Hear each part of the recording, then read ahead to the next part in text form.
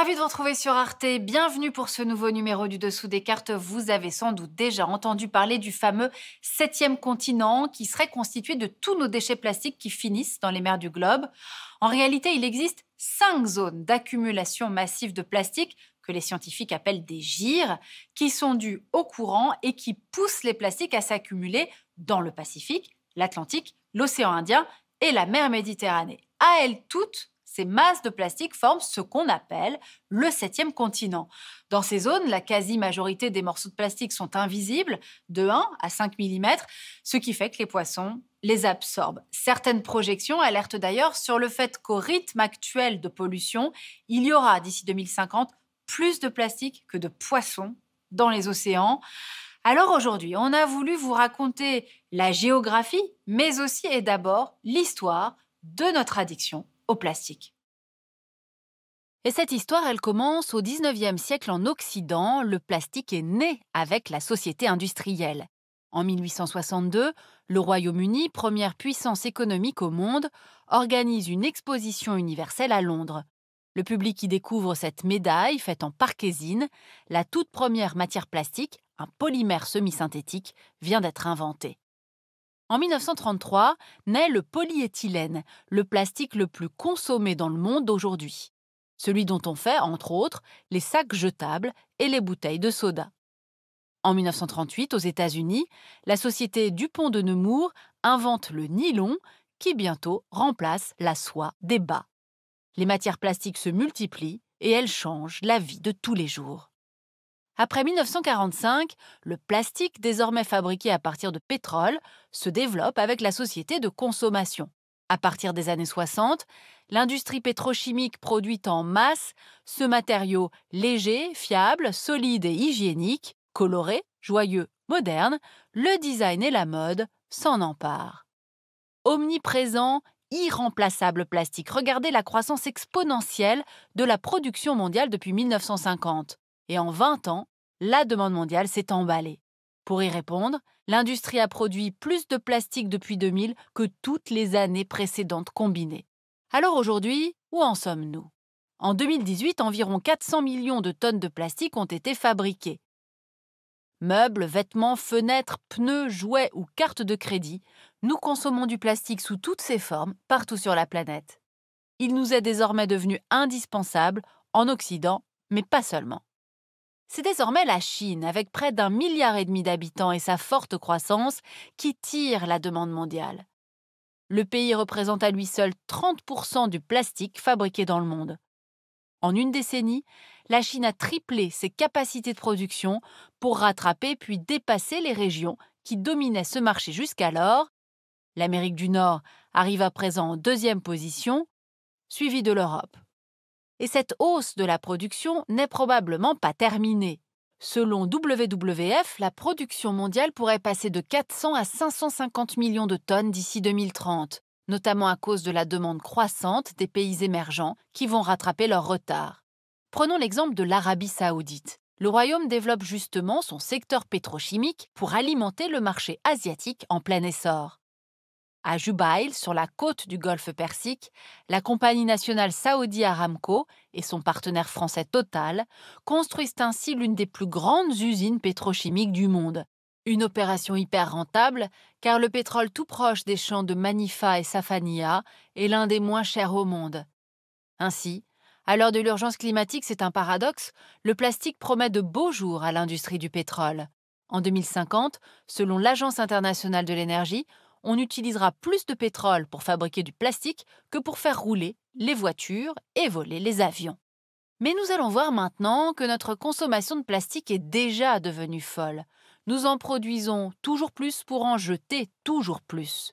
Intéressons-nous précisément à cette problématique des déchets plastiques. La poubelle terre contient plus de 6 milliards de tonnes de plastique usagé qui ont été produits depuis 1950.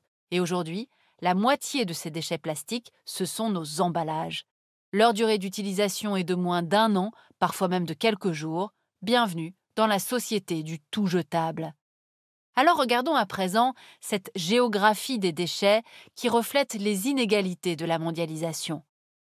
Les pays à haut revenu produisent près de la moitié des déchets plastiques dans le monde. Les pays émergents les plus avancés, la Chine en tête, sont responsables d'un bon tiers de ces déchets, alors que les pays à bas revenus comptent seulement pour 18% de cette production. Résultat, certains pays riches exportent une partie de leurs déchets les plus sales, vers la Chine et vers Hong Kong principalement jusqu'en 2017. Mais depuis 2018, Pékin a interdit ce commerce qui s'est détourné vers des pays d'Asie du Sud-Est. Malaisie, Vietnam, Thaïlande, Indonésie, Philippines ont vu leur importation de détritus plastiques exploser. Mais les capacités de retraitement de ces États sont inadaptées. Des décharges à ciel ouvert et des usines clandestines très polluantes ont fleuri. Alors, refusant de devenir les poubelles de l'Occident, ces pays ont décidé de renvoyer des containers remplis de vieux plastiques au Japon, en Europe et en Amérique du Nord, ce qui a évidemment tendu les relations diplomatiques. Conséquence, la Convention de Bâle qui interdit les flux de produits dangereux a été amendée en 2019 à l'ONU, permettant ainsi aux États de refuser les plastiques non recyclables sur leur sol. Une avancée, mais qui ne résout pas tous les problèmes.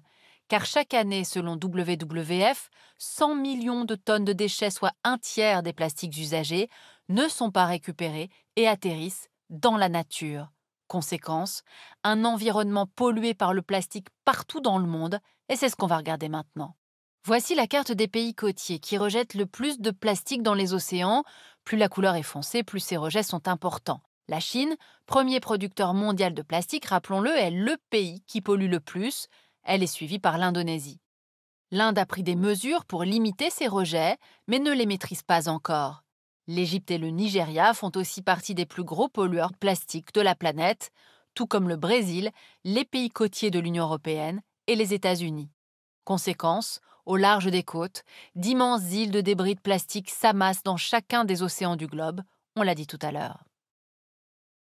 Alors cette pollution des océans par le plastique, c'est la plus visible et la plus médiatisée, mais ce n'est que la partie émergée de l'iceberg. L'air, les terres, les fleuves sont aussi envahis par le plastique. En fait, c'est toute la biodiversité qui est atteinte. Alors, que faire? Eh bien, nous allons voir maintenant qu'il existe quand même des solutions pour essayer de limiter les dégâts. Première solution, bien sûr, recycler plus et mieux. Vous voyez sur cette carte les pays d'Europe qui recyclent le plus leurs emballages plastiques, comme la République tchèque, l'Espagne et les Pays-Bas, et juste derrière l'Allemagne, et puis les mauvais élèves, comme la Finlande et la France. La France, qui recycle seulement 26% de ses emballages, vient pourtant d'adopter une loi qui vise à recycler 100% de tous ses déchets plastiques à l'horizon 2025. Alors le problème, c'est que le plastique qui est mélangé à d'autres composants se recycle très mal. Aujourd'hui, avec des prix du pétrole au plus bas, il est bien plus rentable pour l'industrie de produire du plastique neuf. À l'avenir, il faudrait donc concevoir des plastiques beaucoup plus durables dans une économie circulaire.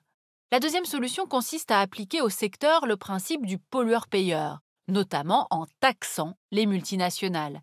D'après Break Free from Plastic, Coca-Cola, présent dans presque tous les pays du monde, produirait 100 milliards de bouteilles plastiques par an. Coca serait l'entreprise qui jetterait le plus de plastique au monde, juste devant Pepsi et Nestlé, les autres géants mondiaux de l'agroalimentaire.